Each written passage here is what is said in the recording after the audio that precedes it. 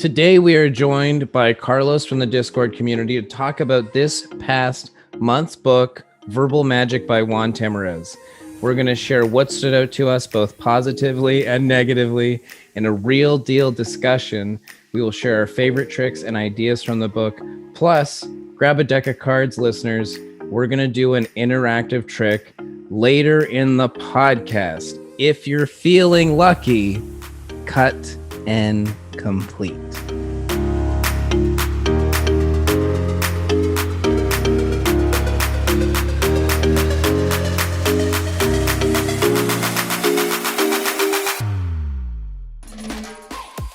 Welcome to Magicians Talking Magic. My name is Ryan Joyce. And my name is Grimazing. Thank you so much for tuning into this very special episode of Magicians Talking Magic, episode 129 Book Club. And we're joined here by Carlos too. Carlos, we're going to get to you in a second. Carlos, do you want to introduce yourself? Go for it. Sure. My name is Carlos. I'm aka Nilo on the Discord. So awesome. Carlos, this is so awesome that you're here for this conversation today. But before we dive into the book, we're going to do some news and updates because there is some important things coming up here specific to Cam Jam. Joyce, give us the full scoop. Yes, Cam Jam is happening on June 16th at 8 p.m. EST. That's Eastern Standard Time. It's going to be amazing. And we've arranged time zones to make this happen. I'm not sure if this gentleman is staying up early or late. Regardless, he's doing so with great appreciation because Topaz is joining Cam Jam next week. So do join us, RSVP. It's totally free. You can go to cammagic.org/events, totally free. So we've already got, the last time I checked was like 160 something, I believe. So it's going to be packed. I won't, we've got lots of little great ideas for the fall, but it's going to be summer off. So this is our last Cam Jam for the summer, before the summer break. So make sure to get in and RSVP now. If you have not checked out one of these Cam Jams, they have been some of the best virtual experiences this entire pandemic. I can't believe you got Topaz. This is going to be really amazing. Greg Fruin interviewing Topaz, right? That's what we got coming up? Greg Fruin knows everybody, so he sent a little message out to the wind, and here we are. So it's going to be incredible. We've all grown up watching Topaz, and he has created some incredible magic, and he just knows a lot about a lot. So it'll be a great evening. The one act that always comes to mind for me, I forget what it's from, but he's got the glasses and he's dancing, right? He's rocking out. Yeah, world's greatest magic. That's the first time I saw Topaz, for sure. I believe it's going to be great. We hope all of you listening checked out last week's episode with Joe Diamond. It was a great conversation on virtual magic. I think my biggest takeaway was the idea that you can have a virtual magic show as a backup plan. I didn't even think about that. That in your contract, you can be, hey, by the way, if we get a hiccup, if something happens, we can have a virtual show, or add it into the contract. You know, it opens up so many options. They're having this virtual show now. That's got me really excited. I have to revise a lot of contract work now. Yeah, he shared a ton of nuggets in that. So if you didn't listen to that episode, go back and check out episode 128 with Joe Diamond. 128, right? 120, yeah, episode 128. We also hope to, we kind of teased it, but we want to have a wallet jam. We want to do a whole jam on wallets because we were talking about the amount of weird magic wallets we own. And even talking about Cam Jams, Steve Valentine did that incredible jam just on wallets. And he didn't even really touch on anything modern, which was really bizarre, really bizarre. I want to just mention too, Joe Diamond got me creative with my virtual magic show. And I launched this thing called a virtual magic field trip, which I just took my virtual magic show and I changed the name of it. Because we're in the here in Ontario, we're still doing virtual school. They were like, oh, we still have to do virtual school. So I threw it out there that same day, virtual magic field trip. And it's been a great promotional item to get a last hurrah, I think, squeeze out these last few virtual shows. Because I think, especially here in Ontario, after this season, it's now summer. Not many people are going to be into it. You still might be doing some corporate offices, but this will be a last big hurrah. So virtual magic field trip. If you're listening to this and you're still in one of these areas that's in lockdown, try it. You might get some last minute bookings. It's a great thing. And we get to finally announce our contest winner too, as well. This is really fun. Do you want to remind everybody of all the fun, amazing prizes? Is there music? We'll put music in it. Yeah, there's music now. So this contest was, you had to comment on my terrible playing card collection, my playing card problem, and you would comment about your favorite deck of cards or a deck of cards, and you would win Ryan Joyce's Airlock, Ryan Joyce's Virtual Magic Show opener, a deck of specials playing cards, plus a random deck of cards from my collection. And this contest winner goes out to Kingston Magic Theater's own David Johnson. So David, we will be in touch. We'll make sure that you get your prize package, but triple snaps for David Johnson. My fingers are too dry. There we go. Yeah, so don't forget to join us in Discord. That is using the link in this episode below. And don't forget also, we've got some other ways you can enjoy our episodes. We also have lately. YouTube. We have our YouTube channel now where you can watch some of these episodes. We've been recording the interviews. We've been recording some of our episodes so you can watch some playback. Plus, there's going to be some unique content coming out soon. We want to remind you though to join the Discord, because coming up soon, maybe in the next couple of weeks, maybe next week probably, we will do Magic Challenge number 2, which is all about film and movies. So start brainstorming, bring some ideas to the table. I was trying to come up with a topic that I figured everyone has some input on that's highly relatable, right? Because I think that's what worked with the first one, the cardboard box, highly relatable. And I think film and movies, highly relatable. So we're looking forward to that probably in a week's time-ish. It's going to be fun. Get those brains flowing. So do you think we should get to the book? Let's get to the book. Here it is for our YouTube. Wow. There it is, bookmarks and all. I always take the dust jacket off my books because I get frustrated when I'm flipping through, and I tear the. What do you guys do? Real quick, because this is book club, and this is a serious book conversation. Do you take the dust jackets off and do you keep them? Because on some of my Magic books, I've honestly, the dust jackets are in a box, but they're totally destroyed. They're honestly totally destroyed. Is that bad? Is that a bad thing when it comes to books? I have that same problem. I'm curious to hear what Carlos does as well. I have the ones on my bookshelf now, the whole Tarbell course. I have all the covers off and stored safely. Oh yeah, there you go. Yep. They're on. Cover on. Okay, and yeah. On. Do you read with it on, Carlos? Yeah. Yeah. Okay. Yeah, I do. I don't know. No, that's fair. Like I remember I used to as a kid, but I started ruining them. So I just took them off. I mean, this one's fairly worn. Sure. I mean, it's beat up a bit but. And for those listening, Carlos pulled out 13 Steps to Mentalism. What a great book. Yeah. So let's dive into Juan Tamariz Verbal Magic. The first question is because a big thing about book club that we talk about is supporting the local magic store. However, you might have already owned this book. We don't know. I purchased mine from Browser's Den. Ryan, you purchased yours from Browser's Den. Carlos, do you remember, or did you purchase it for Berkeley? Do you know where you got your copy?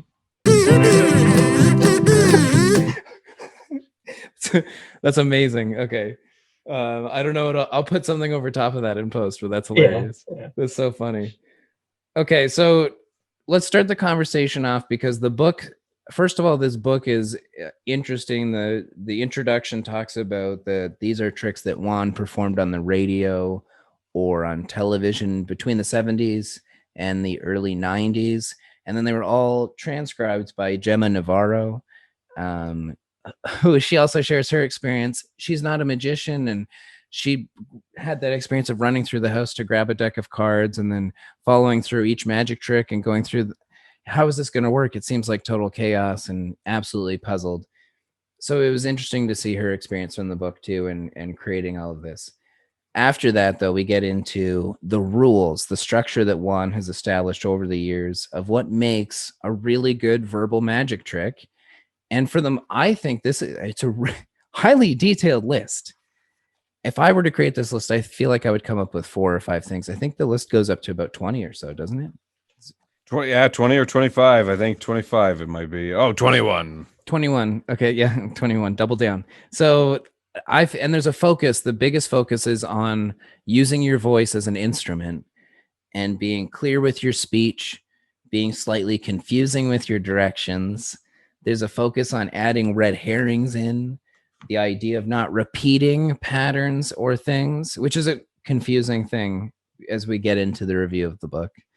But he tries to make it so that throughout the trick, you can't go back and restructure it. You'll have a hard time figuring like, did we do this? Did we do that?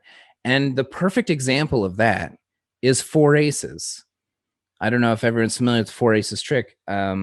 I revisited just before we recorded this podcast, the four aces magic trick, and it was a really popular download on Penguin. I think that kind of launched a thirst for verbal magic. That trick it's if you break it down to the core of what's going on, super simple, really, really simple. As a magician, you can kind of see through it, to be honest, I guess. But if you follow the steps, the way they happen, you're turning over cards and then you're cutting a deck of cards and then you add these cards in and then we do this part and then we do this part. It layers in that element of confusing and you're dancing around the method and everything. It's a really interesting process through magic. And I think that's a neat lesson from this too. I'll just pipe in and add to the four aces because that was definitely one of my like favorites of the book for sure. And the thing I really liked about it, and I saw this common throughout each, is that there has to be some level of their choice involved in their like invested interest. So that in this one, the four aces, they're told to select a wild card, but it's got to mean something to them, like, or it's got to have a purpose. So like your lucky card. Yeah, in this case, he gives a little written description, but that way there's like some invested interest, some like we're all at this core, that's what everyone is interested in, like their involvement in this piece of magic. And so right off the bat, that's like one of the first things he establishes is like the you in this is you got to pick. I can't tell you what you're going to pick. You got to do that. That's your card. It's wild cards. And so like all like your starting point from an audience perspective is already like, wow, I get that. This is a totally free choice of everything. So anyways, I thought that was really all of the steps sort of that he outlines in this really is demonstrated in that piece. He really has made all the tricks empathetic and all up focused about you, right? Emotions and love and relationships. Carlos, you were gonna go ahead. I was gonna say, yeah, I'm very much a doer. So when I was reading through it, I was just like, what? Like I got confused midway and had to like reread everything and then go, hold on, and actually just do it while I was reading it. And then I'm like, oh, okay. And then try to go through by myself at least once or twice on a couple of them. It was very much you need the deck of cards to follow along. You can't. Sometimes you can read a magic book and imagine what's happening almost and then come up with other methods. But with this, because it is very much all over the place, and when you're reading it too, you do need the deck of cards there. I kind of almost wish that verbal magic came with a tape or, you could hear the wand. Shuffle. Or pluff, as it's written. Pluff, yeah. But to be honest, that's outlined in the introduction of the book. The key ingredient to the enjoyment of these tricks is the presentation. And we all know Juan makes anything amazing. So I really wish that the book did come with somehow just the audio recordings and you could follow along like book on tape style, which would be really fun. But I guess that's the benefit of virtual magic shows and this podcast, because at the end of this podcast, we're going to try one of these verbal magic tricks.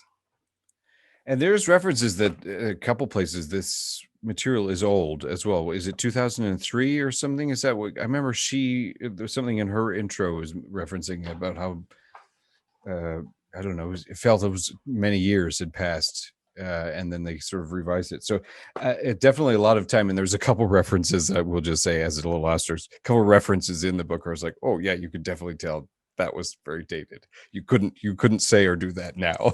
Yeah. So the book was, I think she mentions in 2003 is when she started the transcribing process. She got the first tapes from Juan, and she remembers bringing them home in her bag, not like so mysterious about what this process will be like. And then looking in the book, it came out in 2005, the first edition. And then I bet most of us have the most recent 2020 version that Penguin Magic's released with Juan Tamariz, because they've been released. They have like the rights to mnemonic and everything like this too. Yeah. I do want to say though, one thing I'm going to point out because this is a real discussion about the book, is I actually thought that he often breaks two of the rules that he outlines at the start.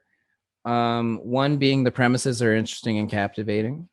And I don't think the premise is always interesting and captivating, whereas I think Juan Tamariz is, interesting and captivating.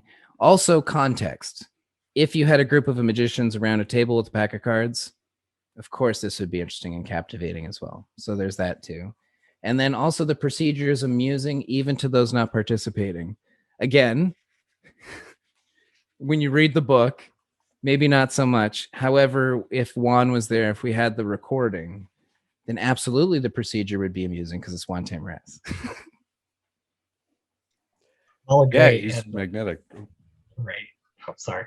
I agree with that. And actually, it's really funny because when I was reading through that, when I was trying some of them, I was just like, well, I'd say it like this, or I'd do it more this style, or, instead of saying it like this. And then I'm like, oops, I broke the trick. Whoops, back that up. Let's figure out why that sentence is there and what's presentation, because some of it does blend together a little bit.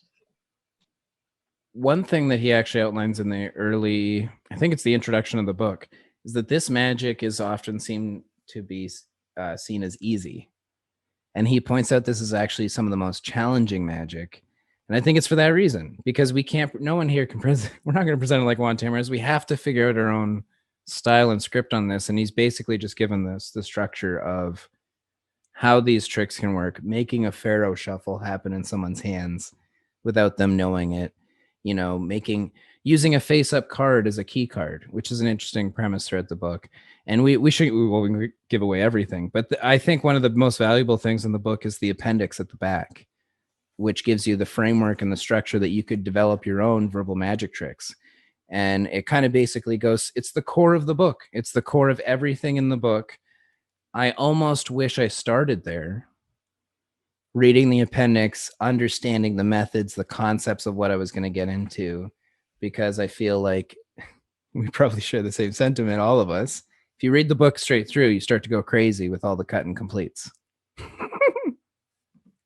Yes. It's a little bit like reading math. And that's, this is an amazing, anyways, we'll get to our final reviews. I will say I wanted to read 11 of the tips because I think this is not 11 of them. Sorry. This is number 11. Number one. Yeah. It started. It was because I think it's most poignant for magicians in general, and it's one of the biggest takeaways of the book. Instructions are divided into shortest possible complete units. For example, cut and complete the cut, he says, which is, I brought that up specifically because this is like the running theme of the whole show.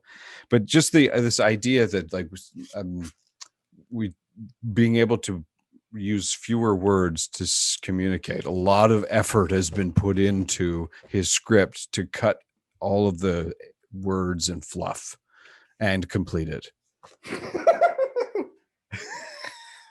Sorry. You did it. It's true though. And I've learned that from doing virtual magic too. And probably a lot of virtual performers have that when you're doing something virtual. Well, this is magic in general. Clear, concise, direct, simple. Even I know Jeff McBride talks about this. If I was rewatching his Penguin lecture again recently, because it's always great to revisit Jeff McBride and up your chops again, But he talks about the pan and scanning the audience and breaking your script up into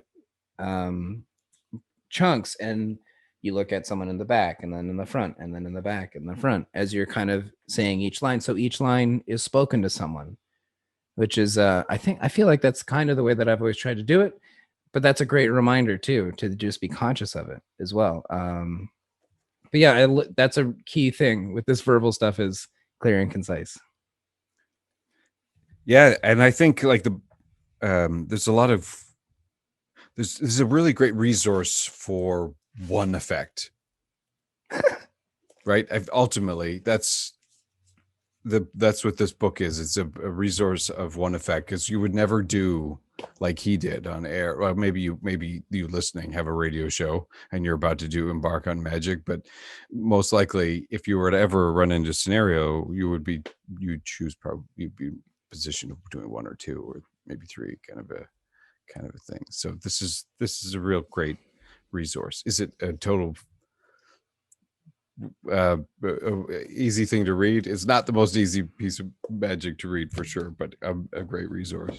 I consider it, and I've been thinking about it a lot because I know leading into this, I had a very negative feeling about the book overall. And I've changed my opinion a little bit. I think it's very much like a coffee table book. It's like a Jim Steinmeier book. It's just something you can pick up, flip to one of the things, do one of the tricks. However, when we studied it as we did in book club, where I like to sit down and read a book, I've really been enjoying that process. This is not a great sit down and read a book because you start to feel crazy that you're reading the same trick again. You're in the same trick. Am I on this? Am I on this trick? Am I not? What trick am I on right now? That's where it becomes painful. But anyhow, I think we should let's transit. You want to talk about some of our favorite tricks and picks from the book and everything first? Carlos, I gave mine away, so yeah, Carlos. And actually, just real quick on Ryan's point, yeah, I totally agree that I think the first half of the book is very much just like one idea, but riffs of the one idea. And the second half of the book, though, and that's where a majority of my stuff came from, was the second half, because it was different. It wasn't, cut and complete this, cut and complete this, cut and complete this, But one of my favorite ones was there was a coin one that was called like Heads Up. Okay. And so you could do, I think it was like 3 or 4 coins. And basically by the end of the trick, all the coins would be heads up. And I sat there and was like, oh my God, I'd actually love to try to do that. I think that'd be fun and interesting. That is fun. And it's also a regular object. One thing that I even noticed in reading the introduction was that Gemma, who was transcribing the book, had to figure out if she had a deck of cards around to interact with the book, right? Which I know doing virtual shows has been not too hard of a challenge, but it could be a challenge. And I know a lot of these tricks you switch out to pieces of paper or business cards too. And I found I pulled away from tricks where you were using the full deck, I think, except for the 4 aces, because that's a really good trick. One of the things I really appreciated that's sort of under the radar here is the fact that you don't need playing cards. I really liked that. But a couple of times it's like obviously you didn't do this with 52, but if there was 6 or something, if you don't have cards, grab 6 pieces of paper. I love that. There was no excuse not to participate, provided you didn't necessarily need the cards. It'd be like the best case resource, but you could just draw it out on whatever you have handy. I really like that. So I'll go through a couple of the ones that I chose from the book that I thought were some that I might revisit, some that I've even tried maybe only once, and we'll do it here on the podcast. If you're listening to the podcast, make sure you have a deck of cards. You're only going to need 6 cards, 3 red and 3 black for later. And if you don't have cards, just anyways. Yeah. Yeah, imagine someone listening to Magicians Talking Magic doesn't have cards. Why would that be a thing? I feel like most of them are sitting there, dribbling and riffling cards. So the first trick that I chose was Magic as Harmonic Chaos. It's on page 30. This is kind of like an oil and water demo. It's really simple. I think out of the entire book, it's the one that you can get into the fastest. It's really quick to do. It didn't have too much. You got to throw in some weird reasoning as to why we're choosing this. Sometimes like, oh, we need a number between 13 and 20. So let's think of a time. And then you kind of like round it. Military time, though, we got to make it military time. You're kind of really going places sometimes. So Magic as Harmonic Chaos, page 30 was great. Paradise Recovered, page 38. It's similar to Love Ritual. That's the one that's really popular where, she loves me not, and you're ripping up cards and things. This only uses 7 cards. No cards are ripped up. And it is basically the exact same thing, but only one phase of it. It's so much faster. And I think that's a key ingredient to some of this too. So And Paradise Recovered, I think, was maybe the second one he came up with. Going back to my thought about four aces, that was the first one he came up with out of all these tricks was four aces, the first verbal magic trick he came up with with some of these principles. So that's what's interesting about that. The other one I called out was Your Better Half. This is page 47. This one is one of those that needs to be rescripted and restructured, but there's something here. There's really something here. There's a lot of dealing. There's some arbitrary facts, but there's a great magic trick at its core. It's still in this one, but it needs, some heavy personalization. Whoever's performing this one for sure. I wrote down four aces, page 53. It's a great trick, really great trick. Miraculous Hand Ritual. It's kind of strange. This one's kind of strange, but I like it. It's the weird part about this one is you're asking people to pull out cards from the deck, like, oh, we need a black six. How about the six of spades? Okay. Now we need a seven. How about the seven of clubs? Now we need a red card. Choose any of your favorite red cards. The start of it is a little ambiguous, but you're kind of, the classic trick where you're throwing a 6 and a 9, on the top of the deck, and you put them in the middle, and then you like Shazam them off the top on the deck with style. You're getting the spectator to do that on their own. And it's an interesting procedure there. So that's a really good trick too. And then the last thing that I wrote down here, which I've already talked about, is the appendix. Boom. I kind of wish the appendix was at the start of the book. So it gave you the core, the framework of what you're about to expect, kind of like mnemonica, right? You start off learning the principle of memorizing the deck, and then here's all the tricks you can do with it. And I kind of think anyhow, that's the way. So if you have verbal magic and you haven't read it yet, start with the appendix first. And then, like what Carlos said too, second half of the book. And I'll also agree. Paradise Recovered was also another one of my favorites, and I was sitting there like, ooh, I could really do something with this, and change some of it a little bit. And I just liked the principle of it, where I was like, I can tweak this to what I want. Yeah, it's one of those that has a lot of potential, and it's easy to throw your own script into it, where it doesn't seem like you're locked into, why do I need to get someone to say 13? I'm not, Yeah. There's so many like reasons for magicians to look at routines like these, like from marketing to like just ways that you could engage people on your website and stuff. There's all sorts of really great ideas and starting points in this book, but as we've sort of discussed many times, it's definitely procedure heavy and personality heavy. So what do you think? Are we doing reviews? Are we giving this? Carlos, did you have any other picks or final comments before we dive into our closing out reviews on this? Yeah, Temptation was another good one too that I really liked. So. It was weird. It was kind of the one. It was really good. So I was like, I could probably do something with that. So Temptation does have framework there, but I feel like the original presentation is one of the weirdest things. And how the choice, that list, you could start with the list, Right. And then you can hand someone the pieces of paper. Like there's a whole lot of extra steps in that thing that can be removed. But Temptation, to be honest, we did poke fun around on Discord about it. It does have some unique framework to it. It's one of those ones that needs some personalization to it. So I think we should jump into our reviews of the book. Joyce, did you want to start? If in my category, in my purpose, I give it 2 cut and completes out of 5, only because if I had this as a top of my priority, this would be a much higher rating, but that's where I'm going to go. 2 cuts and completes out of 5. Carlos, do you want to drop your review? Yeah, I'll also give it 2 cut and completes as well, just because I think there's a lot of hidden gems in there. I just think you have to put in the time to really take a trick and really get to know it, and then put your own spin and presentation on it. And then I think you got something there. But like I said, the first half of the book is just, I think I almost counted how many cut and completes there were. I think there was like 400 or something like that, like throughout the whole book. I think that phrase got overused. And so then it became meaningless because it was so overused, But overall, I think the second half of the book was way better than the first. Like, if you want a really good trick, read probably like the first two tricks. And then if you want something that's a riff off of those two tricks, then continue reading. But the second, like, we're talking like chapter 3 by the time we're getting into some interesting territory.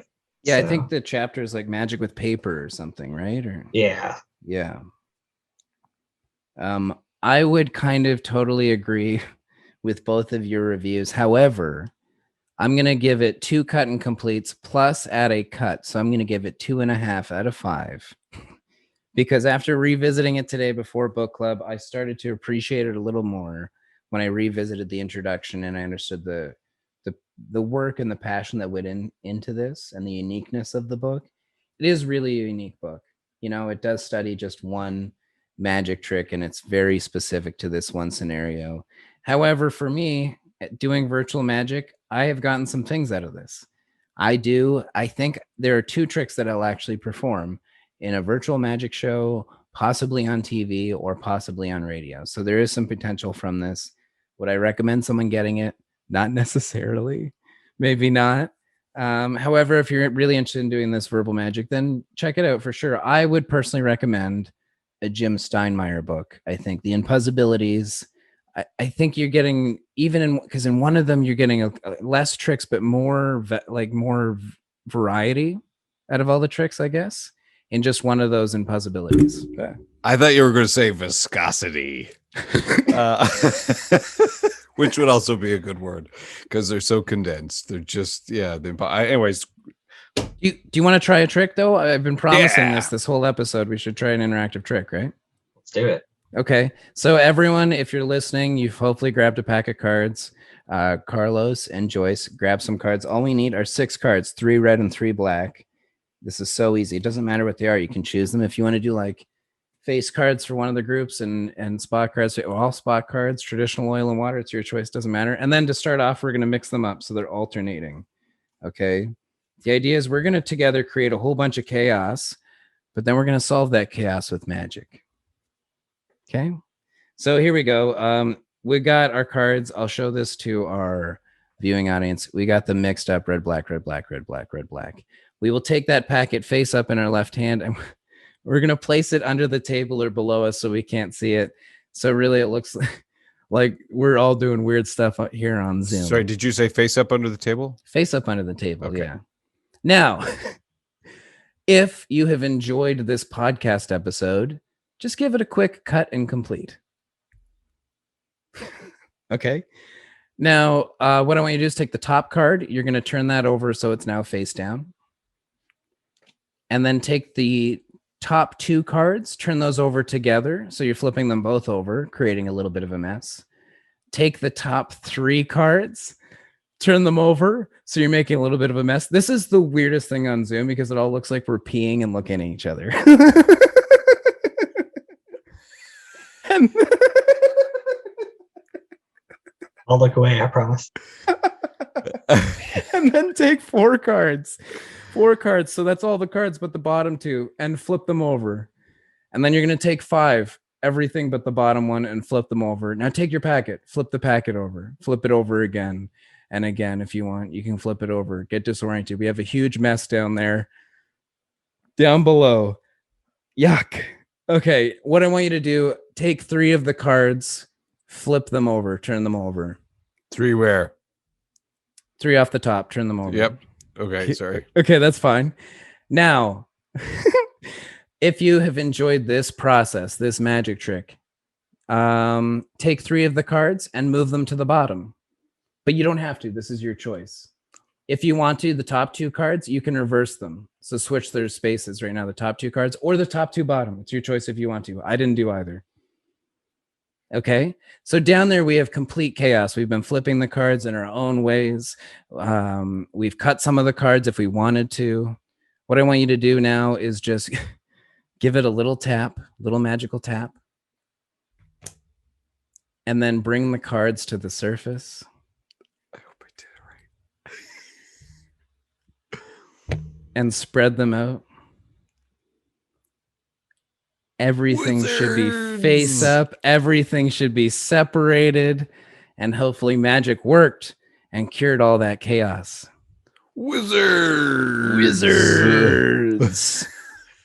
So that trick, if you're interested in that, that's magic as harmonic chaos. That's on page That's great. 30 in verbal magic. And that's not too bad, right? I mean, it's only 6 cards. It's pretty easy to do that. And really, if you want to do it, you just re-listen to the podcast. Triple snaps. That was great. Awesome. Well, we're probably going to open it up to the Discord to talk about what's going to come up next in book club. But I'm going to throw out some ideas here now, so people listening, if they want to, if that gives them some ideas. But Joyce, you brought up one, and that's old magazines. Diving into some old magazines, because on library.com they're only like $3 for an anthology of them.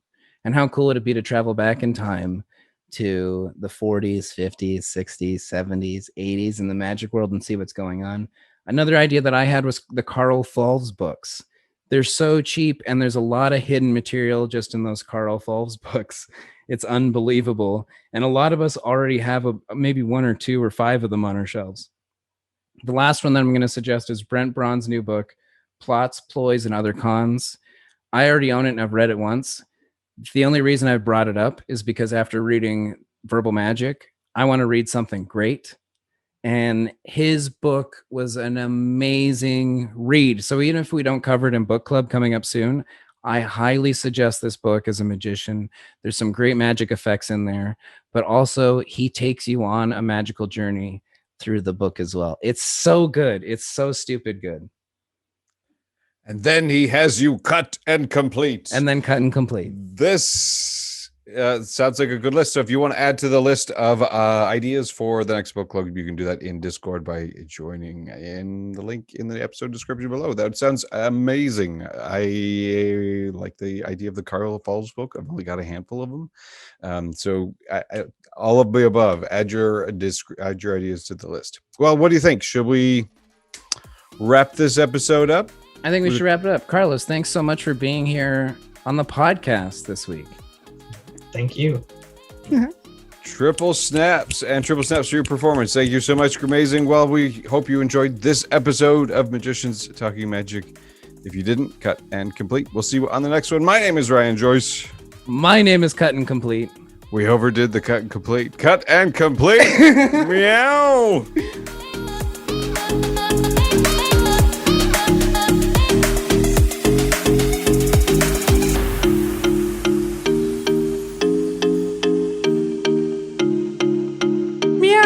I forgot to shablazm. Oh, Shablazm. to doozle.